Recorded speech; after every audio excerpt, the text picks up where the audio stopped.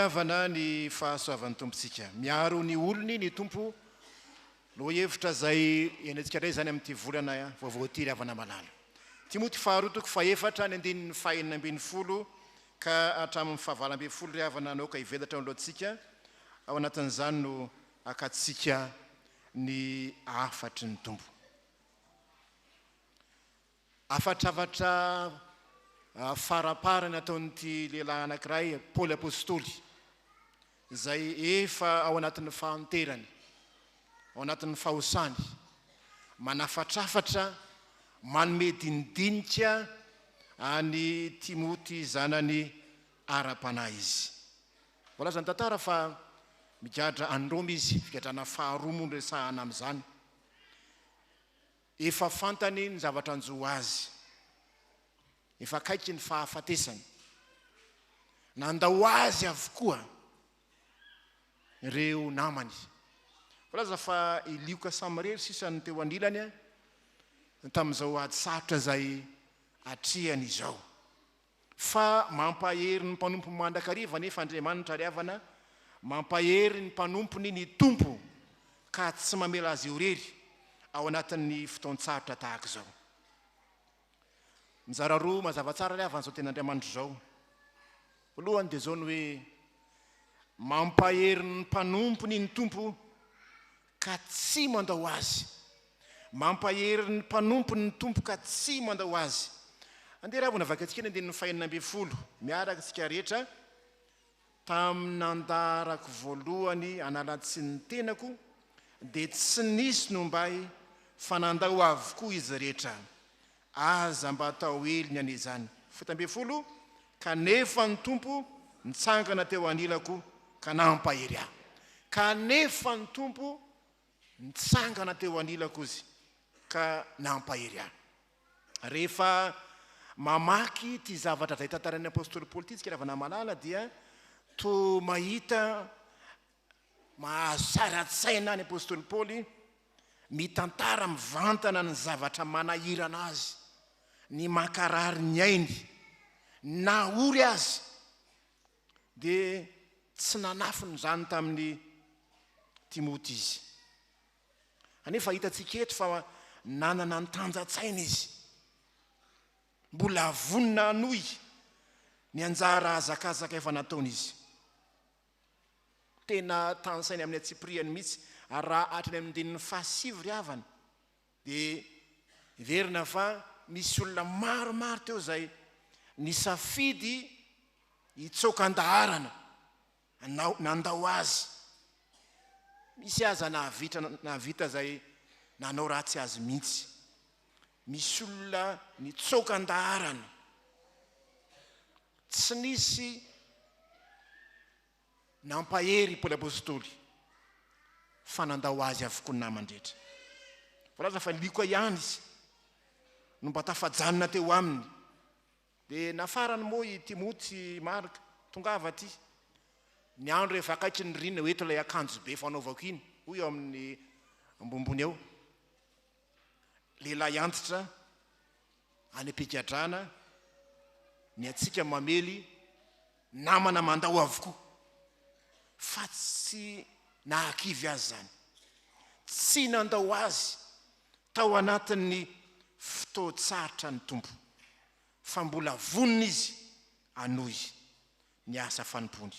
Na dia eo aza ny fizany toetra mahamay izay niatra taminy. Tany am-piandohana dia niaraka taminy avokoa, teo akaiky ny avokoa ny olona rehetra. Fa rehefa tonga ny sarotra dia nandao azy izy. Araka ny lalàna Grika sy Romanina ry havana, ny mpigadra na ny voapanga rehetra dia nomena lalana hitady olona hiaro azy, zany hoe maka avokoa zany, isolotena azy ao anatrehany fitsarana. Zany hoe tena afaka ny antso vavolombelona, afaka ny tady mpiaro ny apôstôly Paoly eto, fa tsy nahita izy vavolombelona mba hiaro azy, fa nandao azy avokoa. Rehefa hitan'ireo namany fa hiatra manaina ny anjo azy, dia samy nandao azy. Zao voalaza hoe tamin'ny nandaharako voalohany hanala tsiny ny tenako ty amin'ny fitsarana io dia tsy nisy nomba fa nandao avokoa izy rehetra. Nandao avokoa izy rehetra rehefa lohalika ny rambary nitsokan-daharana. Le atao hoe nanao fialan-jiosy. Ny kristianina tany Roma dia faly rehefa namangy tany Paoly, fa raha vao tonga ny an-tsarotra nokatraina izy dia tsy taitsony ireo namandreo, natahotra sao vororoy. Voalaza ny tantara fa notsaraina teo anatrehan'ny Néron izy, ilay amperora masika lozatany tamin'ny fotoanandro. Ary Néron zany tamin'ny andron'ny apôstôly Paoly dia lehilahy mbola tao anatin'ny fahatanorano mihitsy, 20 taona mahery ihany Néron tamin'izany. Tena ao anatin'ny heriny ary tena amperora loza tany, ka everina fa natahotra ireo namany dia nandao azy avokoa. Misy anankiroa moa resahana eto, ny 17 atao hoe Demasy, lasa nitsoka nakany Tesalonika izy. Dia misy koa dia antsoina hoe Aleksandro, izay araka ny 14 na nisy ratsy azy mpanefy varana. Be dia be ny Aleksandro fa le mpanefy varana ny tena enjany, tena na nisy ratsy be aho izy. 14 nandositra ny olona rehetra rehefa mafy ny ady nanjo ny apôstôly noho ny filazantsara zay Toriny, ka dia nampitandremy mafy Timoty, mitandremy. Zao ny zava-nanjo ahy. Ravana rehetra amin'ny Tompo, mampatsiaro ny fenan'i Jesosy ny tenin'Andriamanitra eto, fa Jesosy ihany koa dia nandao zany, nandalo zany toe-javatra zany, nandao azy avokoa ny mpianany. Eny fa na zay nilokaloka sy nanao vava va hiara-maty aminy azy, fa rehefa tonga ny fihizan-toetra nandao azy avokoa. Re vehivavy sisa mba mipitrapitra sy ny tomany, fa nandao azy avokoa ny lehilahy matanjaka. Mafy avana zany fihizan-toetra mahazo izany, saingy tsy kivy, tsy nitsokan-darana ny Tompo, nitoizany hatramin'ny farany, ny asa nandrahan'ny Tompo azy. Fa zany koa ny fiainantsika rehefa namalala. Betsaka ny fihizan-toetra lalovantsika amin'ny asa fanomponan'Andriamanitra, tahaka ny apôstôly Paoly rehefa tena manao ny asan'Andriamanitra isika. Tandremy nefa sao kivy, fa Andriamanitra no mandao, tsy mandao atsika, fa ny olombelona mety mandao. Toizo ny fanompona, na dia enjena sy ankalaina azy. Aza manao tahaka ny kristianina tany Roma, zay faly tany ambolohany fotsiny fa nandositra rehefa toto zava-manahirana. Aza manao tahaka ny Demasy, zay voalaza fa nandositra ny akany Tesalonika rehefa tonga ny zavatsarotra.